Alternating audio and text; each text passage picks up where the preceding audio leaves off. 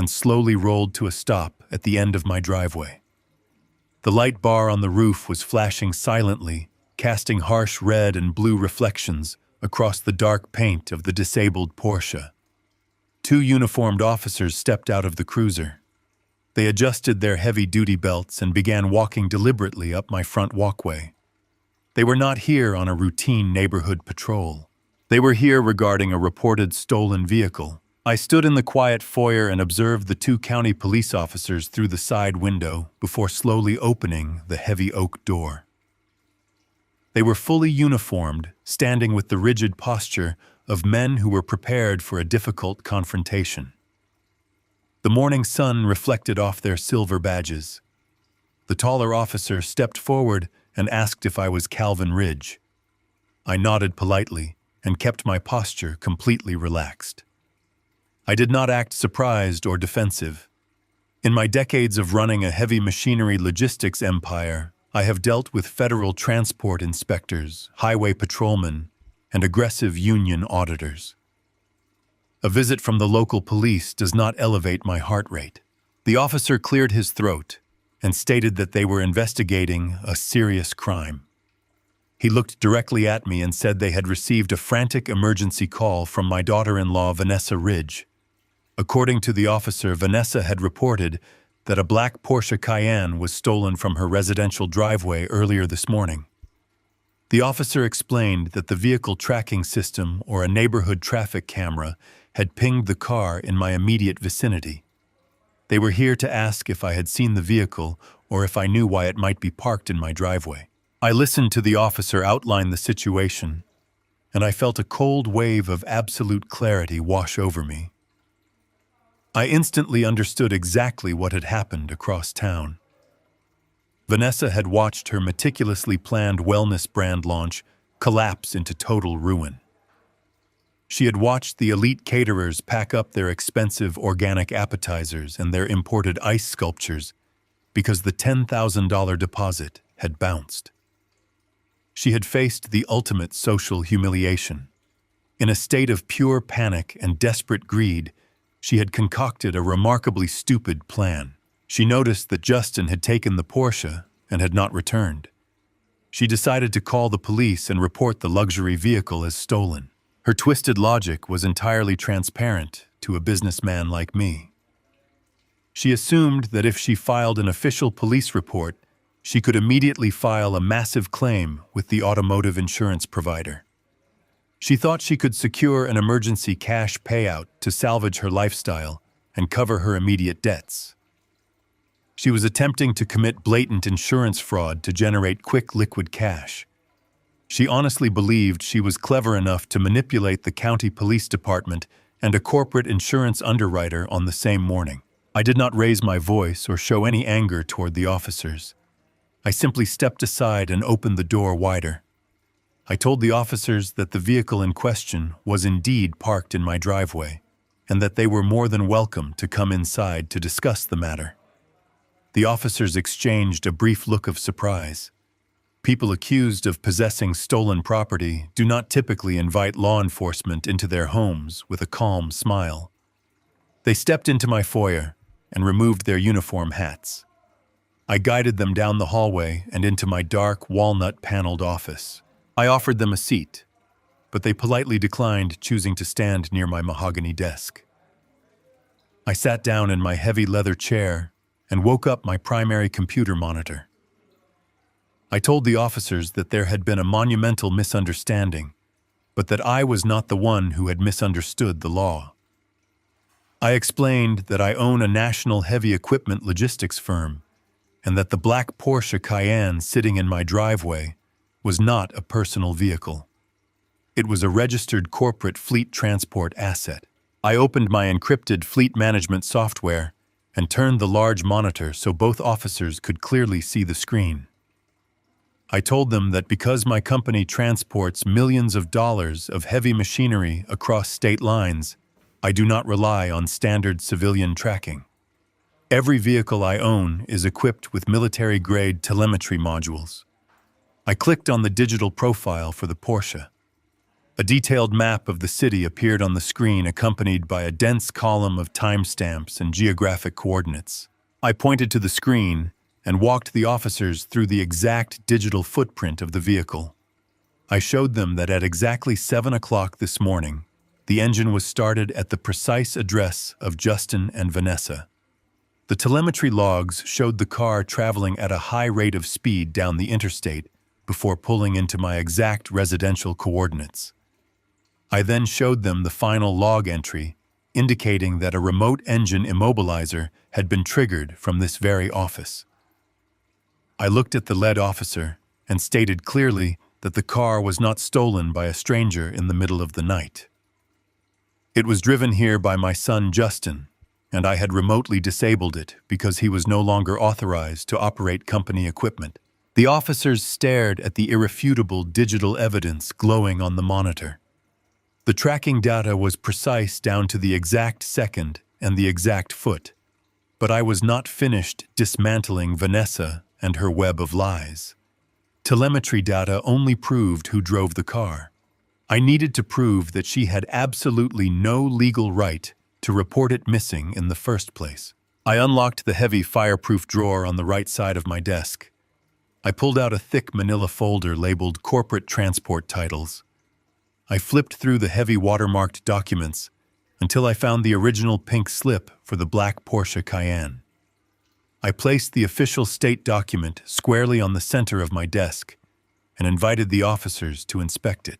I explained that Justin had recently made a fraudulent photocopy of this exact title to keep in his home safe, but the document on my desk was the sole legal original. The lead officer leaned forward and read the printed text. The registered owner was listed exclusively as my logistics corporation. Justin was not on the title. Vanessa was certainly not on the title. Neither of them had any legal ownership equity or authorized control over the asset.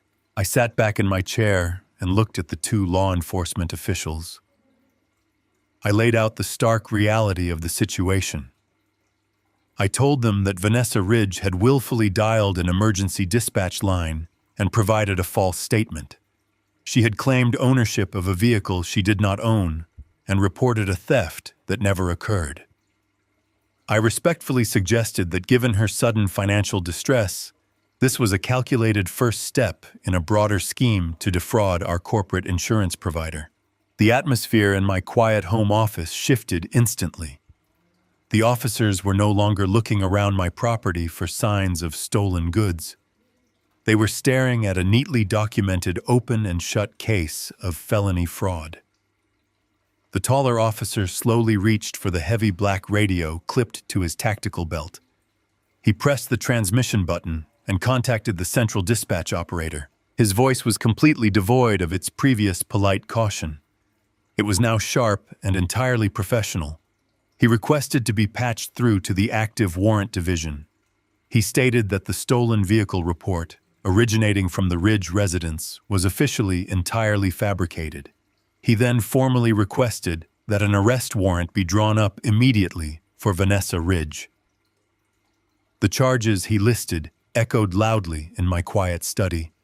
Filing a false police report, misuse of an emergency dispatch system, and attempted felony insurance fraud. The trap she had so arrogantly set for me had just snapped violently shut around her own neck. By midnight, my daughter-in-law, Vanessa, was sitting in a concrete holding cell at the county jail.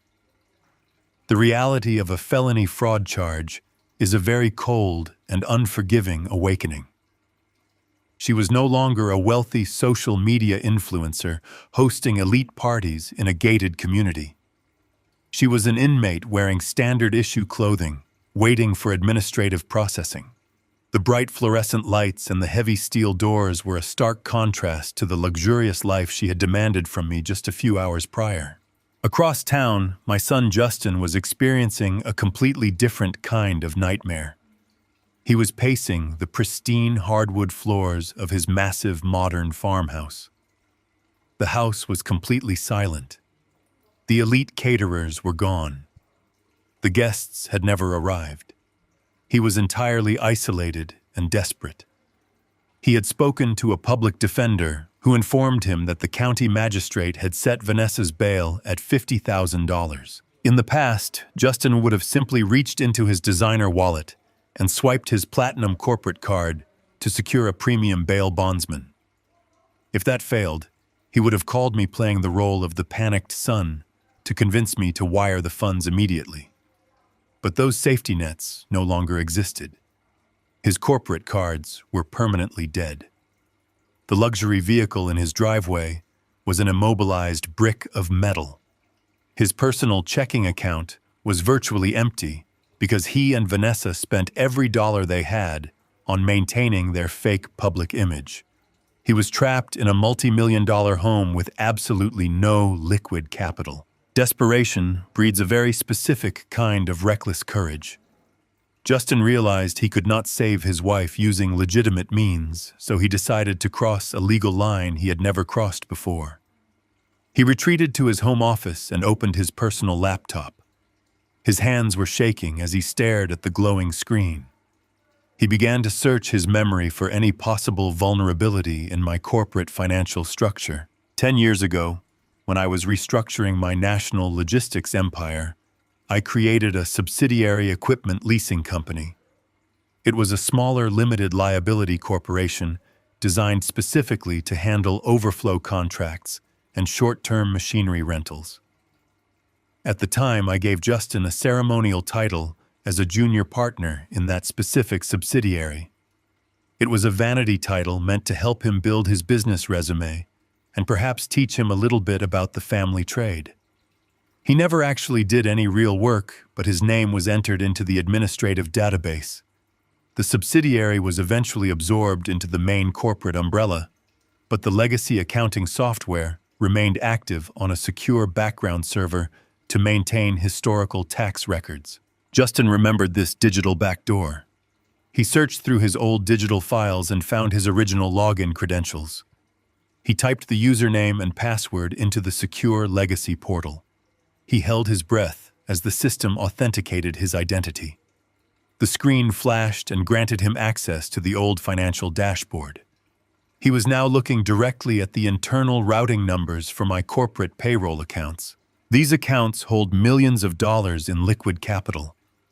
They are designed specifically to pay my truck drivers, my diesel mechanics, and my administrative staff across the entire country. Justin knew he did not have physical check-signing authority on any of my active accounts. However, he remembered that the legacy system utilized a digital signature stamp for processing automated vendor payouts and emergency equipment purchases. He navigated to the external wire transfer menu. His heart was pounding in his chest as he filled out the digital authorization form.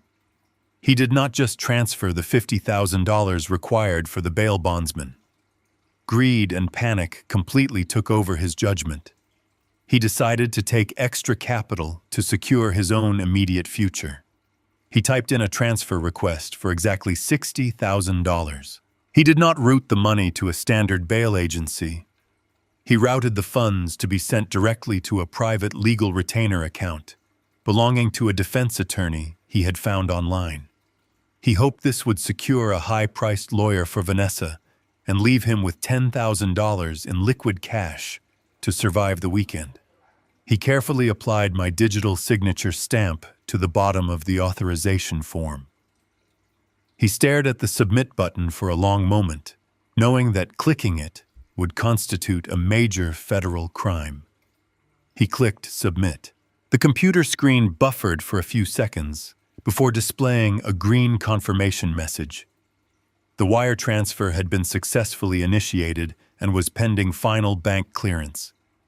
Justin closed his laptop and let out a deep, heavy breath of relief. He leaned back in his expensive office chair and wiped the sweat from his forehead. He genuinely believed he had outsmarted me. In his mind, I was just an old-fashioned businessman who only reviewed the physical accounting ledgers at the end of every month. He calculated that he had at least 3 full weeks to figure out a permanent solution. He thought he could invent a convincing lie, secure his wife and somehow put the money back, or bury the transaction in administrative red tape before I ever noticed the missing $60,000. He walked into his kitchen, poured himself a glass of expensive bourbon, and finally sat down, believing the immediate crisis was completely resolved. He was completely wrong about how I run my business. I do not wait for the end of the month to understand the financial health of my logistics empire. When you manage a massive payroll that supports hundreds of working families, you do not rely on outdated manual reviews. You protect your assets with the best technology available. My entire financial network is constantly monitored by a highly sophisticated artificial intelligence anomaly detection protocol. This advanced system analyzes every single transaction in real time. It compares every wire transfer against decades of historical spending patterns, vendor contracts, and authorized user locations. It was exactly 2 o'clock in the morning. I was sleeping soundly in the master bedroom of my home. The absolute silence of the dark house was suddenly broken by a sharp, piercing alarm echoing from my nightstand. It was not a standard text message chime or a regular phone call ringtone. It was a customized high-priority alert generated directly by my secure corporate server. I opened my eyes and reached for my smartphone. The screen was glowing a bright, harsh red in the pitch-black room. I sat up in bed and unlocked the device. I opened the secure banking application to view the notification. The artificial intelligence system had immediately flagged a massive unauthorized liquidity drain originating from the legacy payroll account. The digital alert provided a complete forensic breakdown of the transaction. It detailed the exact transfer amount of $60,000. It listed the destination routing number belonging to the private legal retainer. Most importantly, it identified the specific user terminal and internet protocol address that had initiated the request. The artificial intelligence had recognized that a dormant user profile belonging to my son had suddenly accessed a legacy portal in the middle of the night. It recognized that he had attempted to move a massive sum of money to an unknown external account using an automated digital stamp. I sat alone in the dark, staring at the glowing red text on my phone. The feeling of betrayal was profound, but my business instincts immediately took over. My son had not just made a poor financial decision in a moment of panic. He had actively committed federal wire fraud and corporate embezzlement against his own father.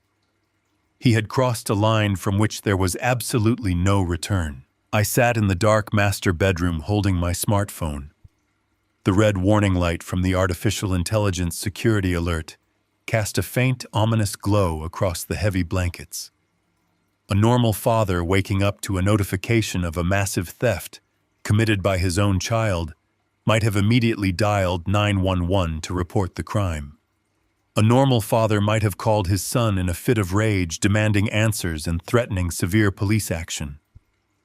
I am not a normal father, and I do not make decisions based on temporary emotional spikes.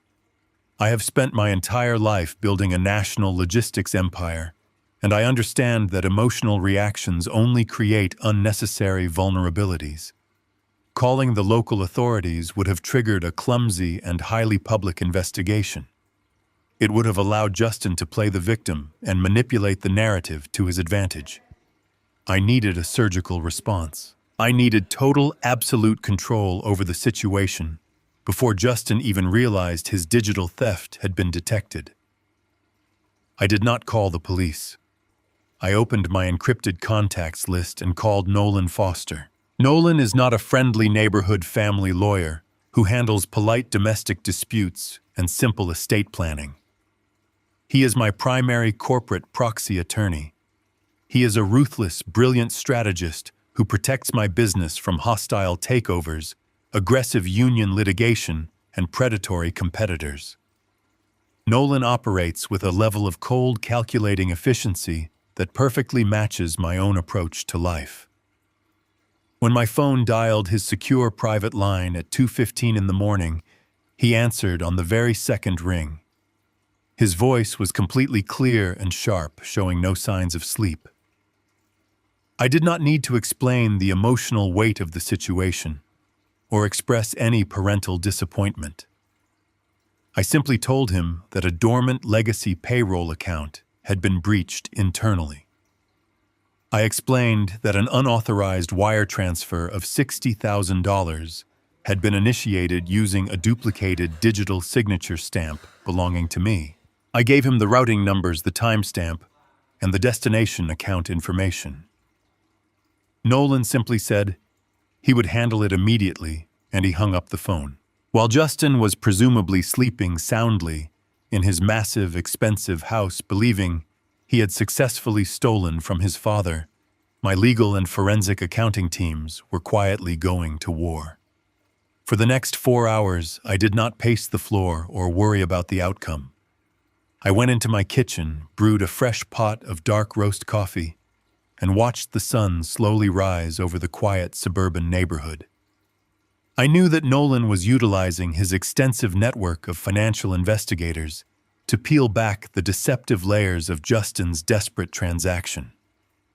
My son thought he was a criminal mastermind, but he was leaving a digital footprint the size of a commercial transport truck. At exactly 6 o'clock in the morning, my secure line rang.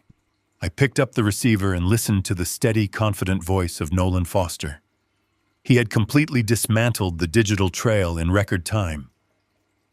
Nolan explained that the routing number Justin had entered did not belong to a private legal retainer, as it had been falsely labeled on the authorization form.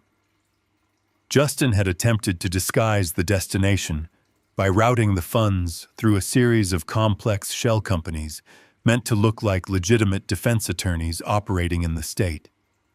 But Nolan has high-level access to clearinghouse tracking data that easily bypasses basic consumer masking techniques.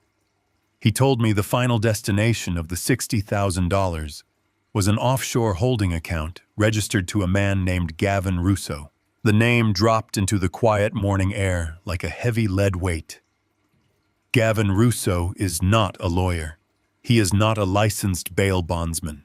He is a very well-known shadow financier who operates far outside the boundaries of the law. I knew exactly who he was because in the heavy machinery transport business, you occasionally hear hushed whispers about the dangerous men who fund the dark markets of the city. Russo runs illegal high-stakes offshore gambling rings. He provides massive, unregulated lines of credit to wealthy individuals who want to play poker and place bets outside the watchful eyes of the Internal Revenue Service and federal regulators. The pieces of the puzzle instantly locked together in my mind, forming a picture of absolute cowardice and betrayal. Justin did not steal $60,000 to rescue his wife from a Concrete County holding cell. He did not care that Vanessa was currently sitting in the jail facing serious felony fraud charges. He had abandoned her completely to her own fate. Justin had wired that money to save his own skin. He had been secretly feeding a massive gambling addiction using the false illusion of his extreme wealth to secure a dangerous line of credit from Russo. The bouncing of the platinum corporate cards the day before had not just ruined an influencer launch party. It had alerted Russo that Justin was suddenly insolvent and unable to pay his debts.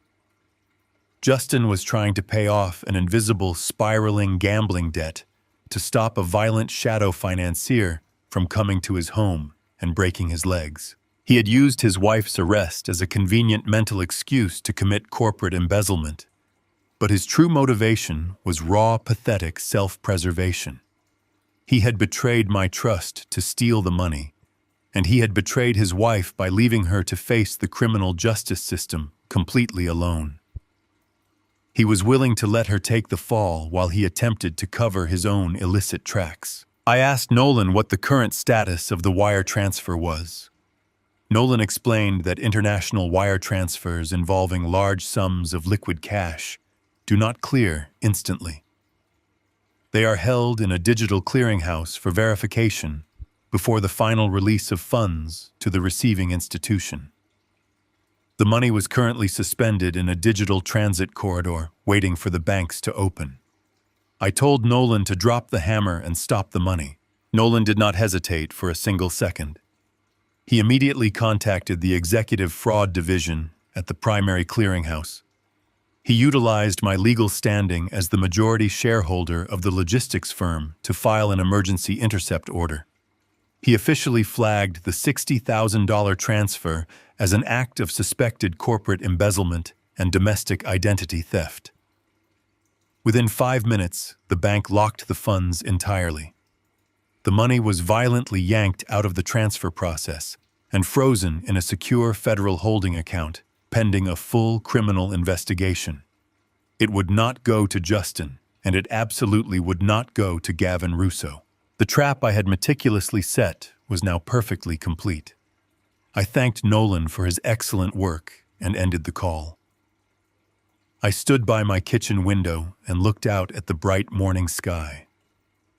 Justin was going to wake up in a few hours, expecting to see a cleared transaction and a zero balance on his deadly debt. Instead, he was going to log into that legacy portal and find a bright red banking notification informing him that the funds had been seized by federal banking authorities. I had systematically stripped away every single layer of protection he had ever relied upon. His limitless corporate credit was permanently dead. His luxury transportation was disabled and sitting uselessly in my driveway. His wife was locked in a county jail with no legal representation and no bail money coming to save her. And now, because of his own greed and unbelievable stupidity, his final desperate lifeline had been completely severed. Justin was left standing in a massive empty house completely exposed with an unfunded debt to an incredibly dangerous man who was not known for his patience or his mercy. The insulated bubble of wealth and entitlement had finally popped, leaving my son to face the brutal, violent reality of the world he had created for himself. I left my quiet suburban home and drove directly to my primary logistics yard located on the sprawling, industrial outskirts of the city. This yard is the real engine of my wealth and the absolute center of my power. It is a massive 50-acre concrete compound filled with heavy steel shipping containers, towering diesel cranes, and endless rows of flatbed transport trucks. The air here always carries the thick, heavy scent of engine oil and hot asphalt. It is an unforgiving environment built entirely on hard physical labor, precise operational schedules, and undeniable results. I do not play games in this space. I was sitting in my elevated glass-walled office overlooking the main loading bay when I saw a vehicle approaching that clearly did not belong in my fleet. A heavily armored black luxury SUV pulled through the main security gates, completely bypassing the visitor checkpoint. It rolled slowly and deliberately across the active concrete yard, moving like a dark predator navigating through shallow water. I knew exactly who was inside that vehicle. Gavin Russo had woken up to discover that his $60,000 wire transfer had been permanently frozen by a federal clearinghouse. He was a dangerous man who had just been denied his money, and he was not going to waste his valuable time hunting a weak, panicked target like my son. He knew Justin was broke. He was coming straight to the source of the wealth. The black SUV parked aggressively at the base of my exterior metal staircase, blocking an active loading zone. 3 men stepped out into the morning sun. 2 of them were massive, imposing enforcers wearing cheap, dark suits stretched tight over thick, muscular frames. They were men designed strictly to intimidate and inflict severe physical pain. The 3rd man was Gavin Russo. He was sharply dressed in a custom-tailored suit, but he carried himself with the cold, coiled energy of a violent street thug who had simply learned how to launder his money through offshore accounts. I watched them march heavily up the metal staircase. They did not bother knocking on the thick steel door of my office. They simply pushed it open and walked inside uninvited. The 2 enforcers immediately spread out, flanking the heavy door and completely blocking my only exit. They crossed their massive arms and stared at me, trying to project an aura of absolute physical dominance and terror. I did not stand up from my chair. I did not reach for the silent security panic button mounted under my desk. I simply closed the transport manifest I was reviewing and looked directly at Russo. Russo walked slowly toward my large mahogany desk. He reached into his tailored jacket pocket and pulled out a small black leather notebook. He tossed it carelessly onto the center of my desk. The heavy ledger landed with a dull, threatening thud. He leaned forward, placing both of his hands firmly on the edge of my desk, attempting to invade my personal space and force me to look up at him. He spoke with a quiet, raspy voice that carried a very clear and practiced threat. He told me that my son Justin owed him a very considerable sum of money. He explained that Justin had attempted to wire him a partial payment earlier this morning, but the funds had been abruptly intercepted and frozen by my corporate lawyers. Russo looked me dead in the eye and said he did not care about bank holds, legal maneuvers, or family drama. He said he operated in a world where debts are settled immediately and permanently. He then attempted to leverage my pride. He told me that a man of my extreme wealth and high stature in the local business community should want to protect his family name at all costs. He expected the wealthy father to step up, honor the family reputation, and quietly settle the illicit debts of his reckless son. He told me I had exactly 24 hours to unfreeze the wire transfer and pay the remaining balance in untraceable cash, or my son would suffer severe physical consequences that could not be reversed. I looked at the black ledger sitting on my desk, and then I looked back at the shadow financier standing before me. I did not blink, and I did not show a single ounce of fear. Throughout my career, I have negotiated brutal contracts with ruthless union bosses and defended my empire against aggressive corporate raiders. A criminal making empty threats in my own office was not going to break my composure. I kept my voice incredibly calm and perfectly level. I told Russo that he had made a severe tactical error by stepping foot onto my commercial property. I explained that my logistics company holds massive, lucrative federal contracts, transporting heavy machinery for critical infrastructure projects across the entire country.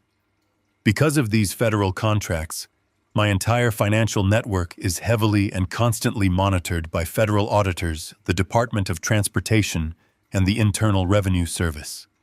Every single dollar that moves through my corporate accounts is tracked and analyzed by powerful government agencies. I looked directly into his eyes and told him that if he attempted to extort me or force a payment from my legitimate corporate accounts, he would not just be dealing with a local police department. He would instantly expose his entire shadow gambling syndicate to a massive coordinated investigation by the Federal Bureau of Investigation and federal money laundering task forces. I explained that trying to squeeze me for his money was the absolute fastest way to get his entire illegal empire dismantled and land himself in a federal penitentiary for the rest of his natural life. I told him that family honor is earned through hard work and integrity, not bought with extortion money to cover up the crimes of a weak man. Russo stopped leaning on my desk. He stood up straight, and his confident, arrogant smirk completely disappeared. He was a violent criminal, but he was not stupid. He instantly recognized the reality of mutually assured destruction.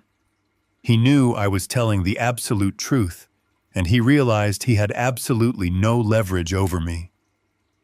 I was not a terrified suburban father who would blindly hand over cash to protect a spoiled child from the consequences of his own actions. I was a fortress that he could not breach. I opened the bottom drawer of my desk and pulled out a thick manila folder. I placed it on the smooth wood right next to his threatening black ledger. I told him that I would not pay a single dime of my son's illicit gambling debt. I told him that Justin's problems were entirely his own creation, and he would have to face the music alone. I pushed the manila folder across the desk toward Russo. I explained that inside that folder was a highly detailed professional valuation of the massive luxury estate where Justin currently resides. I told him the folder contained the exact market value of the imported Italian furniture, the modern art collection, the high-end electronics, and the designer jewelry currently sitting unguarded inside that house. I looked Russo in the eye and gave him a piece of highly valuable free advice. I told him that his money was not in my bank accounts, but it was sitting right there inside that gated community. I suggested he take his men, leave my commercial property immediately, and go collect his debt directly from the boy who actually owes it. I remained in my office at the logistics yard and opened the primary security application on my desktop monitor. Because my son lived in a massive estate that was entirely funded and legally owned by my corporate trust, I had long ago installed discrete high-definition security cameras covering the exterior perimeter and the main entryways of the property. I poured myself a cup of black coffee and watched the live feed as Gavin Russo and his men arrived at the gated community. They did not stop at the security kiosk. The heavy armored SUV simply plowed through the wooden barrier arm, shattering it into pieces before accelerating down the manicured street toward Justin's house. The black vehicle skidded to a halt on the pristine brick driveway. The two massive enforcers who had just tried to intimidate me in my own office stepped out into the bright afternoon sun. They were followed by a third man, a sharply dressed shadow attorney who handled illicit property transfers for the gambling syndicate. They walked up the sweeping front steps. They did not press the glowing doorbell. The lead enforcer simply raised his heavy boot and kicked the custom mahogany front door with enough force to shatter the reinforced hinges. The door flew inward, crashing against the tiled floor of the grand foyer. Through the interior entryway camera, I watched my son jump backward in absolute terror. Justin had been pacing the empty house, desperately trying to figure out a plan, when the violent reality of his massive gambling debt literally kicked his front door down. The three men stepped over the splintered wood and surrounded him. The shadow attorney opened a leather briefcase and pulled out a blank property transfer contract. He told Justin that his father had respectfully declined to pay the debt. He explained that they were now here to collect the $60,000 directly from him. If Justin did not have the liquid cash, the attorney stated, they would immediately take possession of the multi-million-dollar estate to settle the ledger. If he refused to sign the property over, the two enforcers would begin breaking his bones one by one until his signature was on the paper. Justin was completely paralyzed by fear. He had spent his entire life playing the role of a powerful, wealthy entrepreneur, but faced with genuine physical violence, he instantly crumbled. He nodded frantically, tears streaming down his pale face. He told the men he would give them the house. He begged them not to hurt him and promised that the property was worth millions more than he owed. He turned and scrambled up the grand, sweeping staircase, taking the steps two at a time. He ran into his master bedroom and threw open the door to his hidden wall safe. For the past 5 years, Justin and his wife Vanessa had lived under a very specific illusion. On the day they were married, I had handed them a thick legal envelope containing a watermarked document. I told them it was the paperwork for the house. They were so blinded by their own greed and entitlement that they never actually hired a lawyer to read the fine print. They simply locked it in their safe and spent the next 5 years boasting to their friends about the incredible real estate portfolio they were building. Justin ran back down the stairs, clutching the heavy parchment document. His hands were shaking violently as he handed it to the shadow attorney. He told the men that this was the original property deed and that he was ready to sign it over to Russo immediately, just to make them leave. He believed he was making a masterful sacrifice, trading a house he did not actually earn for his own physical safety. The shadow attorney took the document and adjusted his reading glasses. He scanned the dense legal paragraphs on the first page. He did not pull out a pen for Justin to sign. Instead, A cruel, mocking smile spread across the attorney's face. He looked up at my son and let out a harsh laugh. He threw the heavy parchment document right at Justin's chest, letting it flutter to the floor. The attorney told Justin that he was an absolute idiot. He explained that the document was not a property deed. It was a revocable lifetime tenancy agreement. Justin stared at the paper on the floor, completely unable to process the words. He stammered that it was impossible, and that I had given him the house as a wedding gift. The attorney coldly explained the brutal legal reality. The massive modern farmhouse was not owned by Justin. It was not owned by Vanessa. It was legally owned by an airtight, blind corporate trust that was entirely controlled by me. Justin had absolutely no equity, no ownership, and no legal right to transfer or sell a single brick of the property. He was nothing more than a glorified renter, living in a house he could not afford on a lease that I could terminate at any moment. Through the camera feed, I watched the horrifying realization wash over my son's face. The entire foundation of his fake life completely dissolved in a single second. He realized that he owned absolutely nothing. His cars were company assets. His credit cards were corporate accounts. His home was a legal fortress owned by his father. He had spent years projecting massive wealth while entirely ignoring the fact that he was completely empty-handed. The shadow attorney turned to the two massive enforcers. He told them that the house was legally untouchable, and attempting to seize it would trigger a massive federal response from my corporate lawyers. But he also remembered the detailed valuation folder I had handed Gavin Russo earlier that morning. I had explicitly provided them with an itemized list of the high-end luxury goods currently sitting inside the house. Goods that Justin had purchased using my money but were entirely untraceable. The attorney looked at Justin with absolute disgust. He told the enforcers to strip the house. He said they were going to take every single item of value to cover the debt and the interest. The two massive men immediately went to work.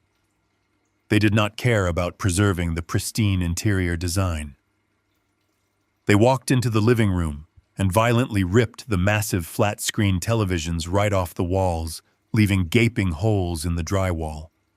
They grabbed the expensive modern art pieces that Vanessa had proudly displayed for her internet followers and smashed the frames to easily roll up the canvases.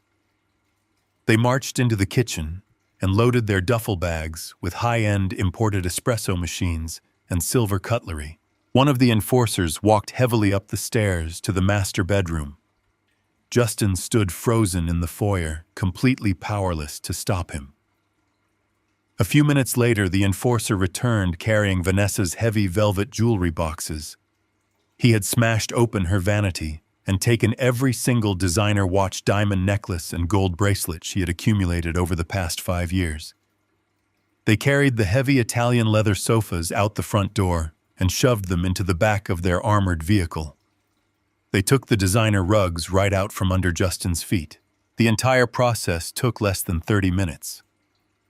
When they were finally finished, the shadow attorney walked up to Justin, who was now standing on a bare wooden floor in an empty, echoing room.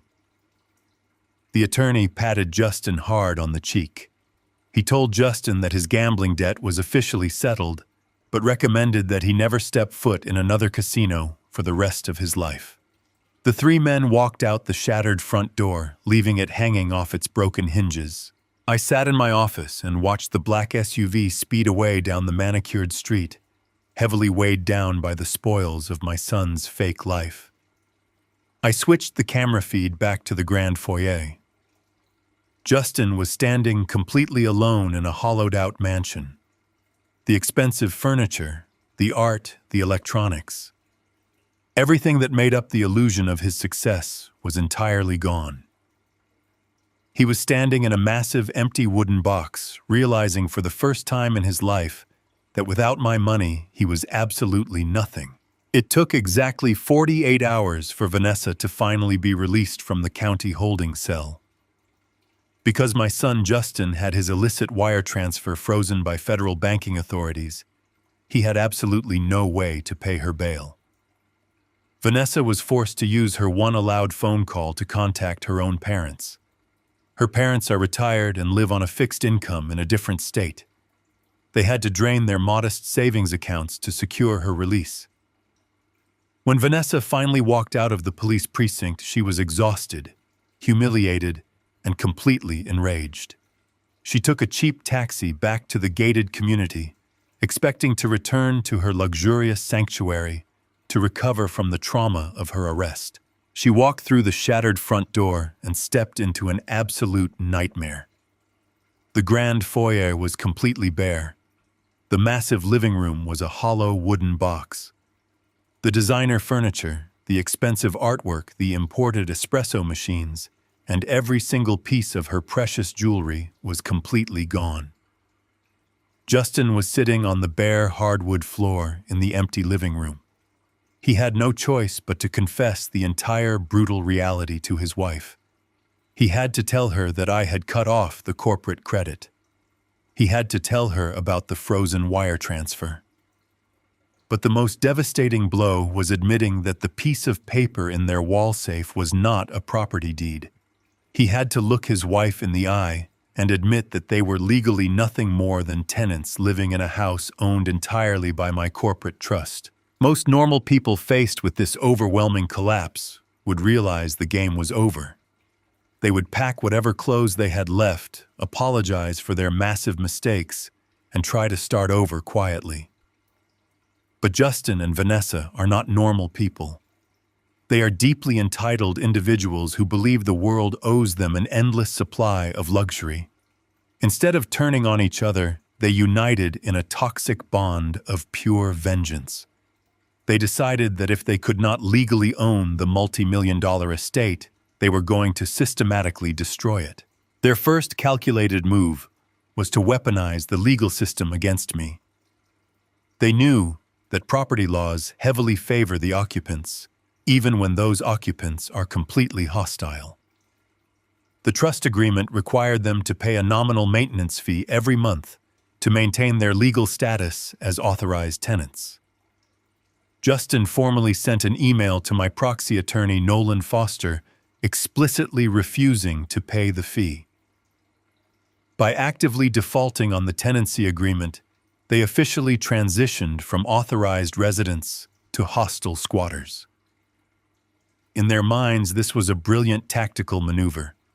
They knew that a civil eviction process can drag out for 6 months to a year in the overcrowded housing courts. They believed they had secured a massive empty fortress where they could live rent-free while inflicting maximum damage on my property. Vanessa then reverted to the only skill she actually possessed. She turned to social media to manipulate the emotions of strangers. She went to a local pharmacy and bought a cheap plastic phone tripod. She set it up in the center of the empty, echoing living room. She did not bother to clean herself up. She wore the same wrinkled sweatpants she had worn in the county jail. She purposely rubbed dirt on her face and messed up her hair to look as pathetic and victimized as possible. She hit the live broadcast button and began streaming to her hundreds of thousands of internet followers. I sat in my quiet office at the logistics yard and watched the live feed on my secondary computer monitor. I watched Vanessa look directly into the camera and begin to violently sob. She spun a masterfully fabricated story of absolute tragedy. She told her gullible fans that her cruel billionaire father-in-law had suddenly gone insane and violently evicted them without warning. She claimed that I had sent armed thugs to their house in the middle of the night to steal all of their belongings and leave them destitute on the street. She painted herself as an innocent female entrepreneur whose wellness brand was being maliciously destroyed by a greedy, abusive patriarch. Then she escalated the performance. She picked up a heavy steel crowbar she had found in the garage. While the camera was rolling, she walked over to the custom Brazilian cherry hardwood floors that I had paid $30,000 to have installed. She drove the sharp end of the crowbar into the seams of the wood and began violently prying the expensive planks right off the subfloor. The wood splintered and cracked, loudly echoing through the empty house. She told her audience that they were literally tearing the house apart just to find scrap materials to survive. It was a completely absurd theatrical display, but the internet thrives on outrage. She pinned a link to the top of the video chat, urging her fans to donate to an emergency crowdfund. She begged for money to help them hire lawyers to fight my supposed abuse and to help them find a new place to live. I watched the donation counter on the side of the screen begin to rapidly tick upward. $5 here, $20 there. Thousands of strangers were eagerly handing over their hard-earned money to support a woman who had just been arrested for felony insurance fraud. Justin was standing off camera, periodically handing her a bottle of water, cheering her on as they monetized their own self-destruction. Watching someone intentionally destroy a beautiful piece of architecture would normally invoke a response of extreme anger. But I felt absolutely nothing. Hardwood floors are just wood and nails. The entire property is heavily insured by a premium corporate policy. Let them swing the crowbar. Let them throw their tantrum. I did not care about the floors. My attention was entirely focused on something else. While Vanessa was moving around the room, swinging the heavy steel tool, the camera angle shifted slightly. The background of the video frame now revealed the lower-level hallway leading toward the basement entrance. 6 months ago, Vanessa had casually mentioned that her organic cosmetic business was expanding, and she needed more climate-controlled storage space for her inventory. I had completely ignored the comment at the time, but as I looked closely at the background of the live video, I realized that the physical layout of the hallway looked completely wrong. I am a man who builds things. I have memorized the architectural blueprints for every single property I own. According to the original structural plans, there was supposed to be a massive load-bearing wall separating the hallway from the lower basement recreation room. That wall was designed to hold the structural weight of the entire second-floor master suite. The wall was completely gone. In its place was a massive open space filled with heavy, unpermitted commercial refrigeration units that Vanessa was using to store her custom creams and lotions. She had clearly hired cheap, unlicensed contractors, paid them in cash, and ordered them to knock down a critical structural support pillar simply to make room for her fake business inventory. She had compromised the structural integrity of the entire multi-million-dollar home. Vanessa thought she was brilliant. She thought she was building a massive financial war chest with her crowdfund while hiding behind the slow protections of the civil housing court. She believed it would take me a year to legally remove her from the premises. She fundamentally misunderstood how power works in the real world. You do not fight a squatter in a slow civil court. You fight them with the immediate ruthless power of municipal bureaucracy. The destruction of the hardwood floors was annoying, but the removal of a load-bearing wall without a city permit is a severe public safety hazard. I did not call my lawyer, and I did not call the local police. I picked up my desk phone and dialed the direct emergency line for the City Zoning and Structural Integrity Commission.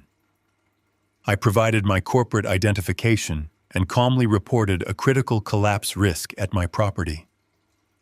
I informed the city inspectors that the occupants had illegally destroyed the foundational supports and that the building was no longer safe for human habitation.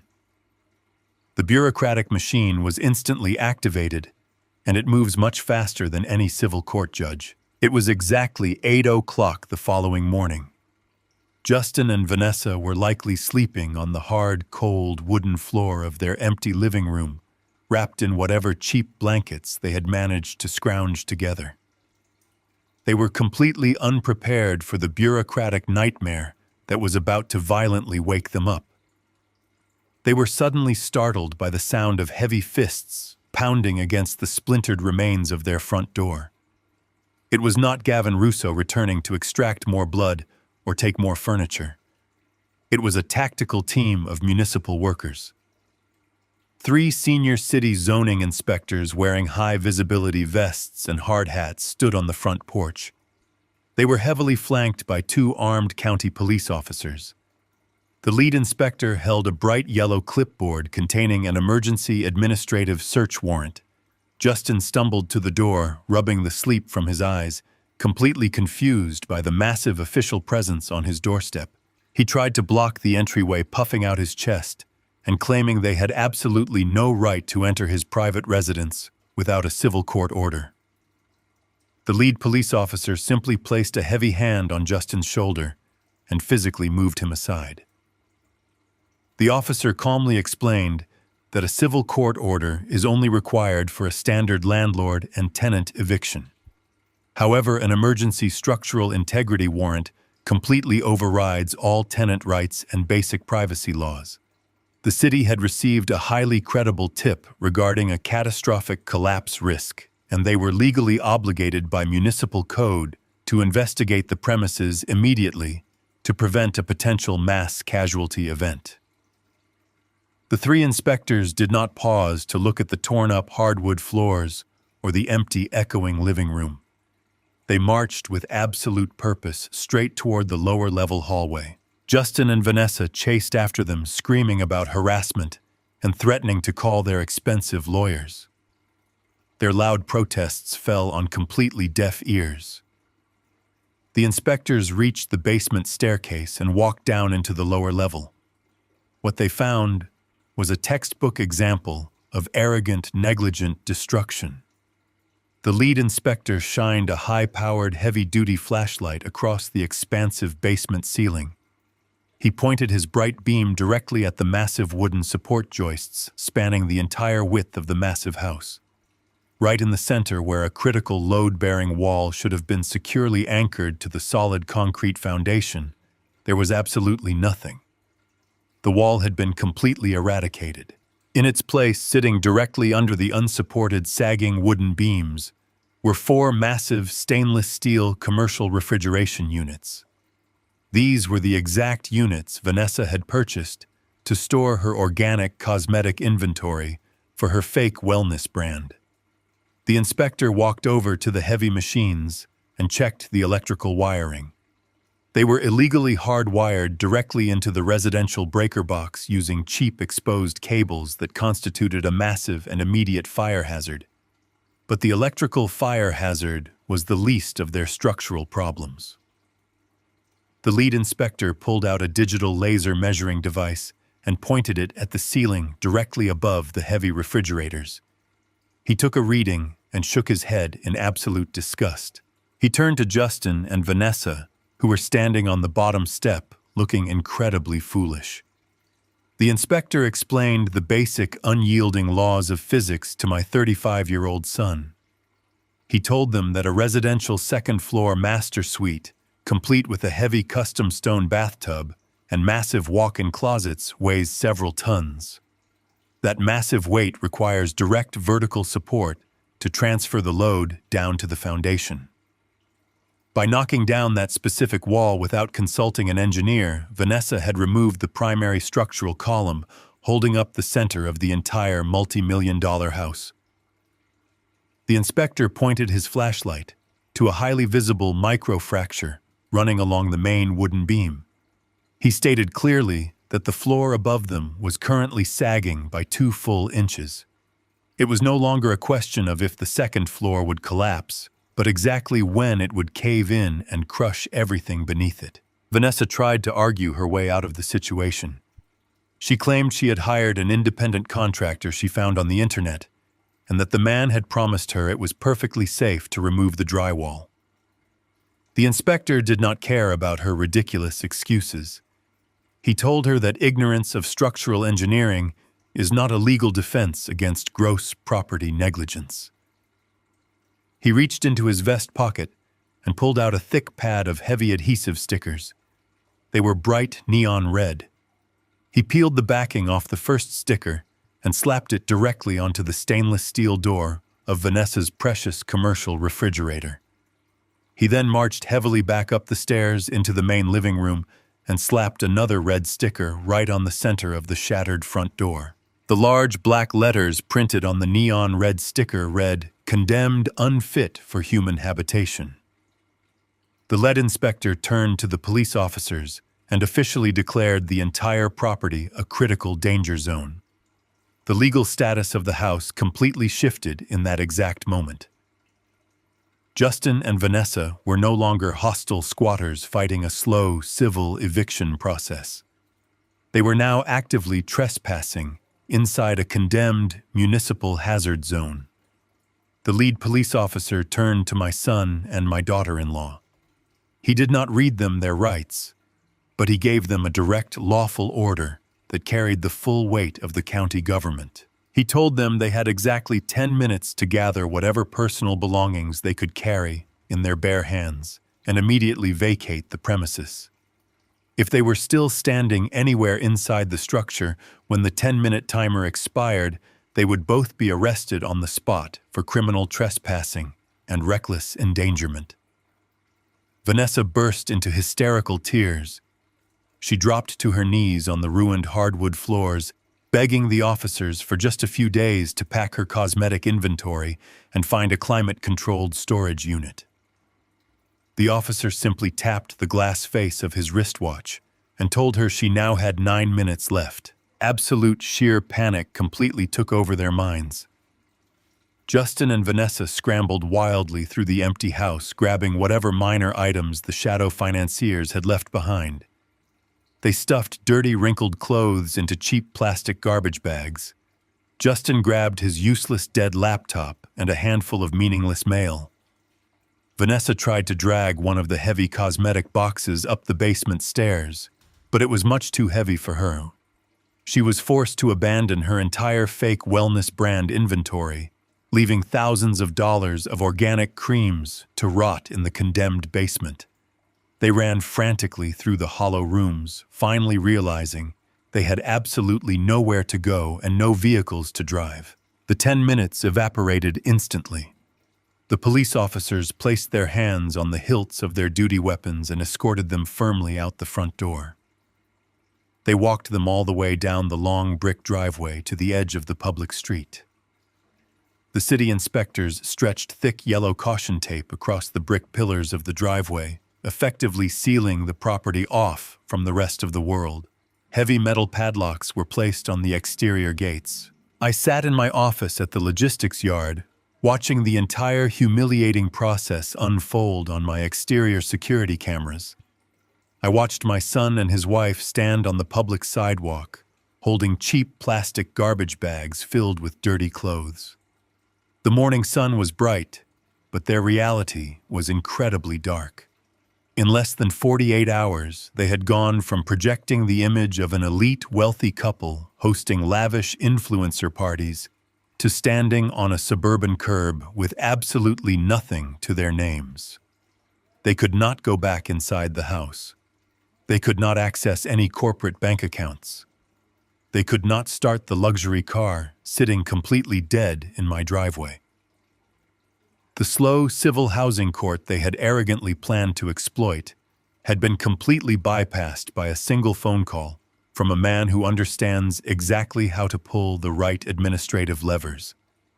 The squatters' stand was completely broken, and they were now officially and utterly homeless. Justin and Vanessa were now operating out of a cheap roadside motel located right off the interstate highway.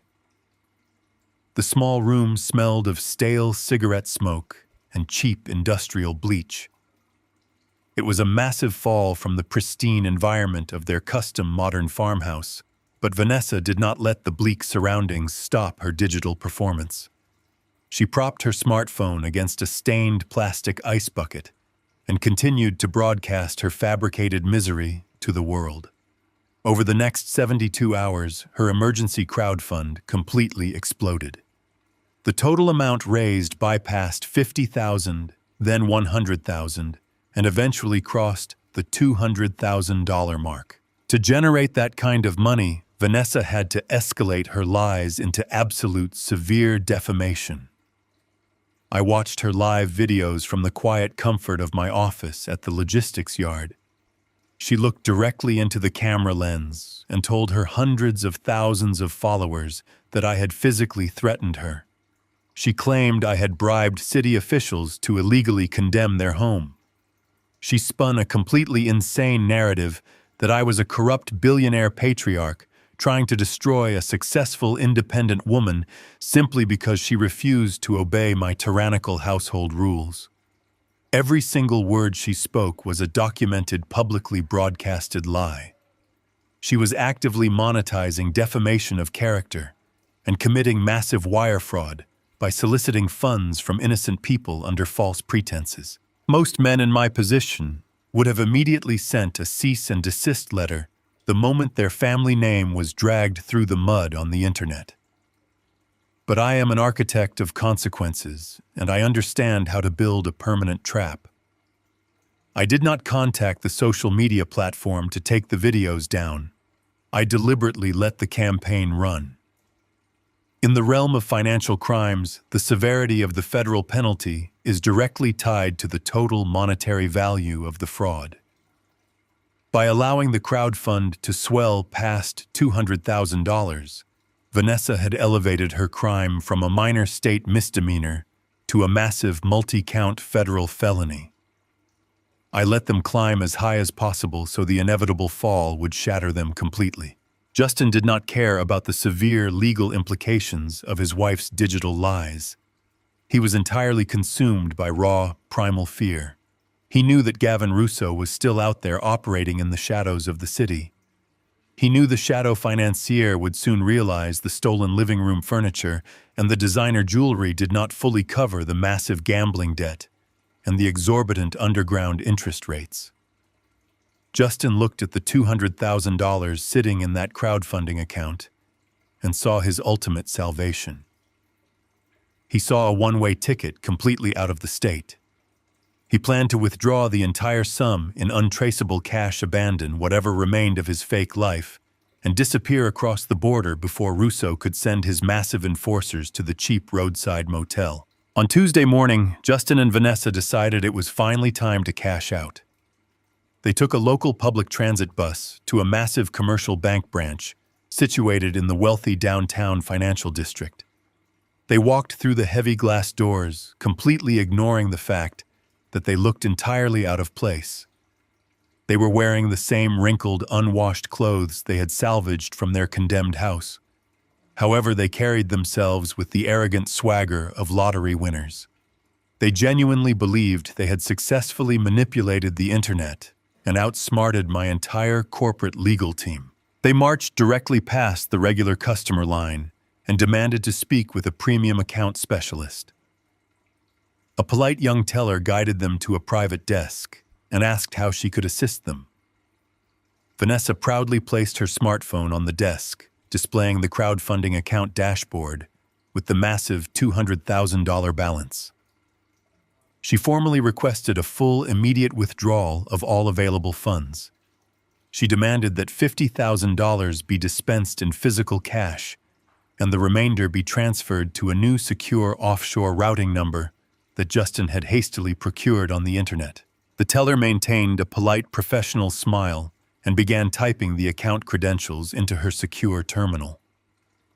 Justin stood nervously tapping his foot against the polished marble floor, looking over his shoulder toward the bank entrance. He was constantly checking the street through the large glass windows, searching for the black armored vehicle belonging to Gavin Russo. Every passing delivery truck made his heart race. He just needed the physical cash in his hands so they could finally run and escape the violent consequences of his gambling addiction. The teller pressed the enter key to process the massive withdrawal. Her polite customer service smile instantly vanished. She stared at her computer monitor, and her brow furrowed in deep confusion. She typed the specific sequence of routing numbers again, believing she had made a simple clerical error. A bright red warning banner flashed across her internal banking screen. It was a Level 1 federal asset hold. The teller nervously adjusted her collar and looked up at Justin and Vanessa. She did not explain the exact nature of the problem. She simply stated that a transaction of this massive magnitude required secondary authorization from the branch manager. She stood up from her desk, apologizing for the brief delay, and quickly walked away toward the secure administrative offices located at the back of the banking floor. Justin immediately felt the cold grip of panic tighten around his chest. His survival instincts, developed from months of dodging creditors, told him that something was catastrophically wrong. He whispered urgently to Vanessa that they should leave the bank immediately and try a different branch later in the afternoon. But Vanessa was completely blinded by her own greed. She absolutely refused to leave the $200,000 behind. She firmly told Justin to stay put, claiming it was just standard banking protocol for large cash withdrawals and that he was being overly paranoid. They sat at the desk for 5 agonizing minutes. The heavy mahogany door of the branch manager's office finally clicked open. Justin exhaled a breath of relief, expecting to see a bank executive holding a stack of cashier checks and a canvas bag of printed currency. But the man who stepped out of the office was not wearing a standard bank uniform. He was wearing a custom-tailored charcoal suit and carrying a thick black leather briefcase. It was Nolan Foster. My ruthless corporate proxy attorney had been tracking their digital financial movements since the exact second the crowdfund was created. Nolan did not walk toward them with a friendly greeting. He marched across the polished marble floor, projecting absolute legal authority. He stopped directly in front of the desk where Justin and Vanessa were sitting. He unlatched his heavy briefcase and pulled out a massive stack of thick legal injunctions, dropping them loudly onto the desk right next to Vanessa's phone. I sat at my desk in the logistics yard looking out over the rows of heavy machinery. My secure phone line was open. Nolan Foster was wearing a discreet earpiece while he stood over my son and my daughter-in-law in the center of the upscale downtown bank. Through the audio connection, I could hear the ambient sounds of the banking floor. I could hear the quiet murmur of wealthy clients and the clicking of keyboards. I was listening live as Nolan delivered the final devastating blow to their pathetic escape plan. The young bank teller had completely stepped away, retreating behind the bulletproof glass of the main counter. Justin and Vanessa were left sitting in the plush leather chairs, staring up at the man holding their financial execution orders. Nolan unlatched his heavy black briefcase. He did not pull out a cashier check. He pulled out a massive stack of thick legal injunctions and dropped them squarely onto the desk right next to Vanessa's phone. The heavy thud echoed across the quiet marble floor. Vanessa tried to maintain her arrogant facade. She demanded to know who he was and what he was doing interrupting her transaction. She threatened to call the police, completely forgetting she was already out on bail for a felony. Nolan did not flinch. He looked at her with the cold, dead eyes of a corporate shark who had destroyed companies worth 10 times more than her pathetic crowdfund. He leaned forward and delivered the truth. "The platform froze your campaign," Nolan stated. His voice was perfectly level, carrying the absolute authority of the law. "There is no money for you to withdraw today. There will be no money for you to withdraw tomorrow. The $200,000 you see on that screen is a digital ghost." Justin practically jumped out of his chair. He started stammering, arguing that the money belonged to them, that it was freely donated by their loyal followers, and that the bank had no legal right to withhold private funds. Nolan calmly reached out and tapped the top document on the stack he had just dropped on the desk. He told Justin to sit down and shut up. He then proceeded to systematically outline exactly how he had dismantled their escape plan. Nolan explained that crowdfunding platforms are legally classified as financial institutions. They are bound by strict federal anti-fraud statutes and anti-money laundering regulations. They do not operate in a vacuum. Early this morning, acting as my legal proxy, Nolan had served the platform legal department with a comprehensive dossier of their recent criminal activities. He slid the first document across the desk. It was a certified copy of the police report detailing Vanessa's fake stolen vehicle claim. Nolan explained that soliciting donations from the public by claiming you are the victim of a violent crime when you are currently facing felony charges for fabricating that exact crime constitutes massive wire fraud. The internet platform relies on public trust to operate. The moment they realize a user is actively running a criminal scam on their servers, they immediately initiate a lockdown protocol to protect their own corporate liability. He slid the second document forward. It was the neon red city condemnation notice. Nolan told them he had provided the platform with irrefutable proof that they were not violently evicted by an abusive billionaire. He proved they were legally removed from the premises by the municipal government because Vanessa had recklessly destroyed a load-bearing wall, endangering the entire neighborhood. He proved their entire sob story was a calculated, documented lie. Then Nolan saved the most devastating piece of evidence for last. He pulled out a thick forensic accounting report generated by my artificial intelligence security system. He slid it directly in front of Justin. Nolan looked my son in the eye and told him about the dormant legacy payroll account. He detailed the exact timestamp when Justin had used a duplicated digital signature stamp to attempt to steal $60,000.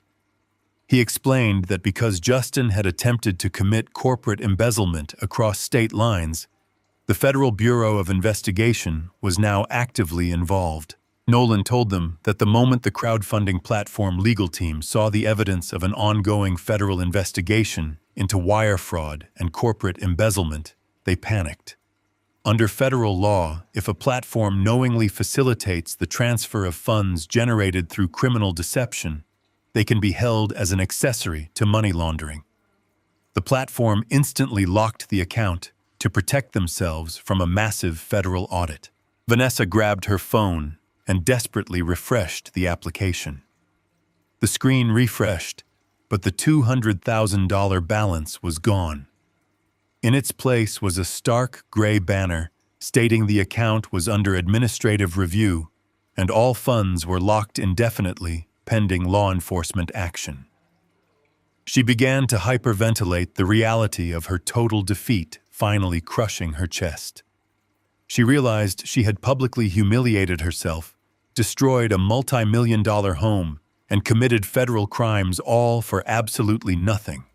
The money was trapped in a federal holding account, and it would eventually be refunded to the donors once the fraud investigation concluded.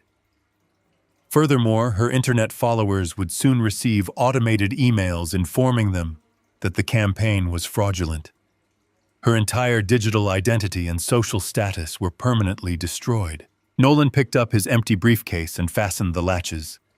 He looked down at the two of them sitting in their dirty, wrinkled clothes in the middle of the pristine bank. They smelled of stale motel room air and cheap desperation.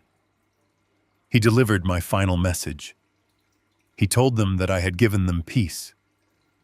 I had removed myself completely from their lives just as they had requested. But peace does not mean freedom from consequences. Nolan turned and walked out of the bank, leaving them entirely alone. I ended the call from my office satisfied with the surgical precision of the operation. The bank manager approached Justin and Vanessa a few moments later, flanked by an armed security guard. The manager politely but firmly informed them that their accounts were flagged. Their presence was disrupting banking operations, and they needed to vacate the premises immediately. Justin and Vanessa were escorted out of the heavy glass doors and back onto the hot, noisy downtown sidewalk. They stood on the concrete, the bustling city moving around them, completely oblivious to their massive downfall. They had no car.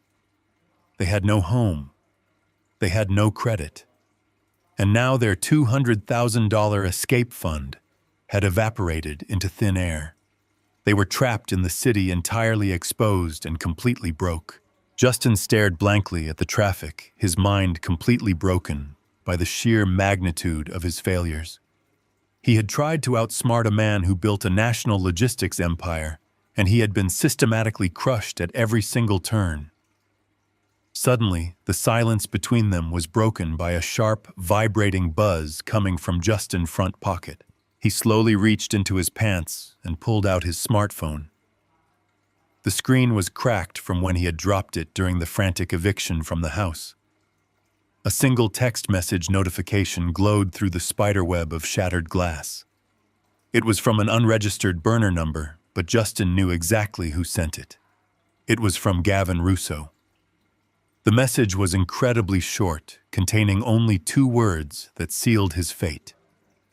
Time is up. Justin was completely out of options. The digital world had entirely rejected him. Every bank account was frozen. Every credit card was deactivated. His social media empire had collapsed into a federal fraud investigation. He was standing on a busy city sidewalk with absolutely nothing but the wrinkled clothes on his back and a shattered smartphone displaying a deadly threat from Gavin Russo. When a man like Justin realizes he can no longer manipulate computer screens or bank tellers, he is forced to resort to base animal instincts. He needed physical, untraceable cash. He needed a massive amount of it, and he needed it before the sun came up. He wandered the city streets for hours, his mind racing through every possible scenario. He eventually remembered a very old secret from his childhood. Before I built a national logistics empire, before I owned massive concrete shipping yards, I owned a single neighborhood hardware store on the industrial edge of town. I never sold that original brick building. I kept it operational as a reminder of where I came from and the hard physical labor it took to build my life. Justin knew that in the back office of that store, bolted directly into the concrete foundation, there was a vintage heavy steel floor safe. He also knew that decades ago, before modern digital banking, I used to keep unregistered bearer bonds and emergency cash inside that exact vault. Justin assumed I was a nostalgic old man. He believed that because the hardware store was a relic of my past, I had left the security protocols in the past as well. He convinced himself that the untraceable paper wealth was still sitting in the dark, just waiting for someone desperate enough to take it. He did not have a car to drive, so he spent his last few dollars on a late-night public transit bus ticket. He left Vanessa crying in the cheap motel room and rode the empty bus all the way to the forgotten industrial district. The streets were completely deserted, illuminated only by flickering amber streetlights. He walked the last few blocks with his head down, terrified that Russo and his massive enforcers were hiding in the shadows, waiting to break his legs. He found a heavy, jagged piece of broken concrete in a vacant lot and carried it with him. He was no longer an elite entrepreneur. He was a common street burglar, preparing to rob his own father in the middle of the night. It was exactly 2:00 in the morning when Justin slipped into the dark, narrow alleyway behind my original hardware store. The building is an old, heavy brick structure with a reinforced steel service door at the rear. The door has a single square pane of thick security glass embedded near the handle. Justin stood in the dark alley, his heart pounding violently against his ribs. He gripped the heavy piece of concrete in his right hand. He took a deep, ragged breath, raised his arm, and smashed the concrete directly into the thick glass. The sound of shattering glass echoed loudly in the quiet alley. Justin froze, pressing his back against the rough brick wall, waiting to hear the piercing shriek of a commercial security alarm. He waited for 10 agonizing seconds. The alley remained completely silent. No sirens wailed. No floodlights snapped on. Justin exhaled a shaky breath, believing he had just bypassed a ridiculously outdated security system. He reached his arm through the jagged hole, carefully avoiding the sharp shards of glass, and turned the interior deadbolt. The heavy steel door creaked open, and my son stepped inside my property. The interior of the hardware store was pitch black, smelling heavily of cut lumber fertilizer and old machine oil. Justin did not dare to turn on his phone flashlight, fearing the light might be seen from the street. He moved blindly through the narrow aisles of the store, his hands tracing the metal shelving units to guide his path. He stumbled over a display of heavy steel chains and bit his lip to keep from crying out in pain. Every shadow looked like a waiting enforcer. Every creak of the old wooden floorboards sounded like approaching police footsteps. The journey from the back door to the rear administrative office took him nearly 15 minutes of pure psychological torture. He finally reached the solid oak door of my old office. He turned the brass knob and pushed it open. The office looked exactly as it had 20 years ago. My heavy wooden desk sat in the center of the room. A vintage filing cabinet rested in the corner. Justin dropped to his knees on the old faded rug covering the floor. He frantically pulled the rug back, exposing the cold concrete foundation. Right in the center, sitting flush with the floor, was the heavy circular steel door of the vintage safe. Justin wiped the nervous sweat from his eyes. His hands were shaking so violently he had to press them flat against the concrete to steady himself. He leaned over the safe, staring at the heavy brass combination dial. He squeezed his eyes shut, digging deep into his childhood memories, to recall the numerical sequence I had used decades ago. He remembered it. He reached out and grasped the cold brass dial. He turned it slowly to the right, listening to the heavy mechanical clicks echoing in the silent room. He paused, then spun it back to the left, hitting the second number. He carefully rotated it to the right one final time, stopping exactly on the final digit. He grabbed the heavy steel handle and pulled upward. The internal locking bolt slid back with a loud, heavy clunk. The massive steel door swung open on its well-oiled hinges, revealing the deep, dark cavity hidden beneath the concrete floor. Justin leaned forward, his eyes wide with desperate anticipation. He expected to see thick stacks of crisp $100 bills and bundles of unregistered bearer bonds that would instantly solve all of his massive problems. He reached his trembling hand down into the vault, ready to grab his ultimate salvation. His fingers brushed against the cold, empty steel bottom. Justin froze. The safe was completely empty. There was absolutely no money. There were no paper bonds.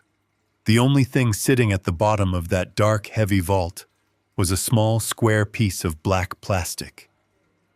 Justin squinted into the darkness, trying to understand what he was looking at. Embedded in the center of that small black plastic square was a single tiny red light emitting a steady rhythmic blink. Justin stared down into the dark cavity of the vintage floor safe. His eyes were completely locked on that single tiny red light, emitting its steady rhythmic blink. For a few seconds, his exhausted mind simply could not comprehend what he was looking at. He had expected to see faded paper bonds and thick stacks of old currency. He had expected the relics of my past to save his immediate future. Instead, he was looking directly at a highly sophisticated digital trap. He slowly lowered his trembling hand into the vault, his fingers brushing against the cold, black plastic square. The moment his skin made contact with the device, the rhythmic blinking instantly shifted into a solid, burning red glare. He did not know that the old brass dial on the surface of the safe was completely irrelevant. It was nothing more than a mechanical decoy. The actual locking mechanism had been entirely gutted and replaced 5 years ago with a state-of-the-art biometric tripwire connected directly to my central security server. By opening the heavy steel door and breaking the internal laser plane, Justin had just triggered a maximum security lockdown protocol designed to protect high-value commercial inventory. The reaction of the building was absolutely instantaneous and violently loud. High above Justin, hidden within the drop ceiling of the old hardware store, massive electromagnetic latches simultaneously disengaged. A deafening mechanical roar ripped through the silent brick building. Heavy corrugated steel security shutters which I had secretly installed behind the decorative exterior awnings, dropped like massive metallic guillotines. Justin scrambled backward, falling hard onto the dusty floor, as the shutters slammed down over the front display windows, blocking out the faint amber glow of the streetlights. Another massive shutter crashed down over the rear service door, entirely covering the shattered glass pane he had crawled through just moments before. Thick titanium locking pins automatically fired outward from the bottom of the steel curtains, driving deep into pre-drilled holes in the concrete foundation. The entire perimeter of the building was instantly sealed tight. Justin was no longer standing inside a nostalgic neighborhood hardware store. He was locked inside a reinforced concrete and steel cage. Before he could even catch his breath, the darkness was violently eradicated. The overhead commercial fluorescent light fixtures snapped on row by row, flooding the store with a blinding, harsh white glare. Justin threw his hands over his face, squeezing his eyes shut against the sudden burning brightness. The quiet shadows he had relied upon to sneak into my property were completely stripped away, leaving him entirely exposed in the center of the wide open floor. Dust particles swirled heavily in the bright air, kicked up by the violent impact of the steel shutters. He scrambled to his feet, his chest heaving with pure animal panic. He ran frantically toward the front of the store, his expensive leather shoes slipping on the smooth old floorboards. He threw his entire body weight against the massive front shutter, beating his fists against the cold, unyielding steel. He screamed for help, but the heavy corrugated metal completely absorbed his voice. The building was heavily soundproofed for heavy machinery demonstrations. He ran back down the main aisle, knocking over displays of paint cans and heavy tools, desperately searching for another way out. He reached the rear service door and picked up the heavy piece of jagged concrete he had used to break in. He swung it with all his remaining strength against the metal shutter. The concrete block shattered into a dozen pieces, stinging his hands and falling uselessly to the floor. The steel curtain did not even dent. He was completely trapped. There were no secondary exits. There were no hidden windows. He dropped to his knees in the middle of the aisle, completely surrounded by the heavy merchandise of my past. He began to hyperventilate the reality of his absolute doom finally crushing his spirit. Then, the quiet hum of the fluorescent lights was broken by a sharp crackle of static. High up in the corners of the room, the old public address intercom system snapped to life. I was sitting in my glass-walled office at the logistics yard, looking at the live high-definition security feed, broadcasting directly from the hardware store. I watched my son crawling on the floor like a cornered rat. I leaned forward and pressed the transmission button on my desktop microphone. My voice filled the bright, empty room, echoing off the brick walls and the steel shutters. I told him to stop running. I told him he was wasting his energy and embarrassing himself. Justin froze. He looked up at the ceiling, his eyes wide with a mixture of terror and absolute disbelief. He called out to me, his voice cracking with desperation, begging me to open the doors and let him go. He promised he would leave the state and never bother me again. He swore he just needed a little bit of cash to escape a man who was going to kill him. I kept my voice perfectly calm and devoid of any emotional warmth. I spoke clearly, ensuring every single word cut through his panic and settled deep into his mind. I told him that he had spent his entire life making fundamentally flawed assumptions. He assumed that because this hardware store was old, it was weak. He assumed that because I was his father, I would continually tolerate his disrespect and fund his criminal behavior. He assumed that when he demanded peace and told me to stay away from his life, I would simply retreat and quietly suffer his insults. I explained that a man who builds a national logistics empire from a single flatbed truck does not survive by leaving vulnerabilities in his foundation. I told him I never forget a single asset I own. The vintage floor safe was not a forgotten relic holding old money. It was a calculated trap specifically designed for an internal threat. I knew that if he ever became truly desperate and found himself locked out of the modern digital banking system, his greedy mind would inevitably wander back to the stories of my past. I deliberately left the old numerical combination exactly the same because I wanted him to be able to open that door. I needed him to step willingly into the exact center of my property and cross the final unforgivable line of his own free will. "I built this empire on security, Justin," I said, my voice carrying the heavy weight of absolute finality. "You thought my peace meant weakness. You thought my silence meant ignorance. You believed you could take my money, disrespect my home, and then rob me in the middle of the night without facing a single consequence.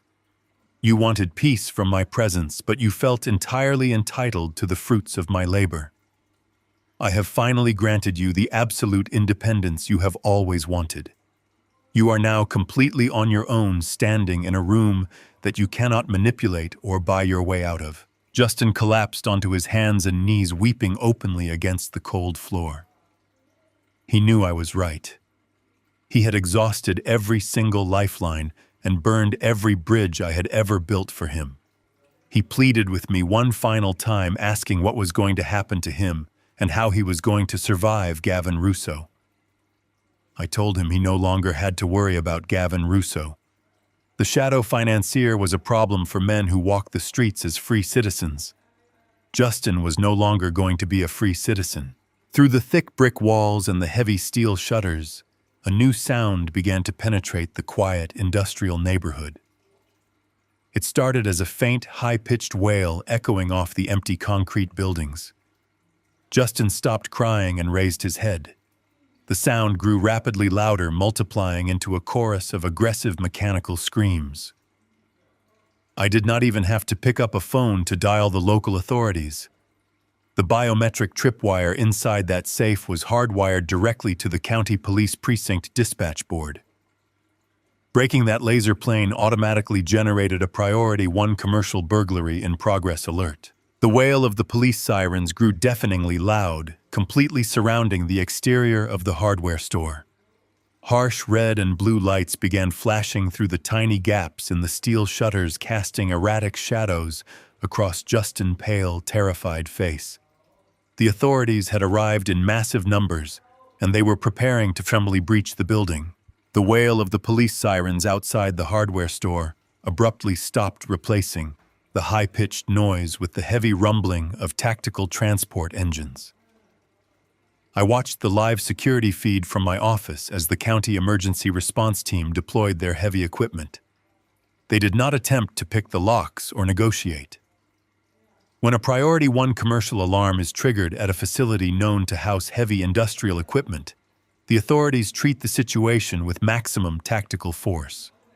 Sparks began to shower wildly across the exterior security camera feeds. The tactical officers were using industrial-grade rotary saws with diamond-tipped blades to slice directly through the reinforced corrugated steel shutters I had dropped over the front entrances. The massive metallic screech of the blades tearing through the steel echoed loudly through the neighborhood. Inside the store, Justin was no longer running or screaming. He was sitting completely motionless on the dusty wooden floor right next to the open floor safe. The rhythmic, blinking red light of the biometric tripwire cast a faint glow against his pale face. He watched the front shutter begin to buckle inward. The heavy steel curtain finally gave way, crashing violently onto the floorboards and kicking up a massive cloud of thick gray dust. 6 heavily armed tactical officers poured through the opening, their high-powered rifle lights piercing the dusty air and locking directly onto my son. They shouted commands demanding he show his hands and lay flat on the floor. Justin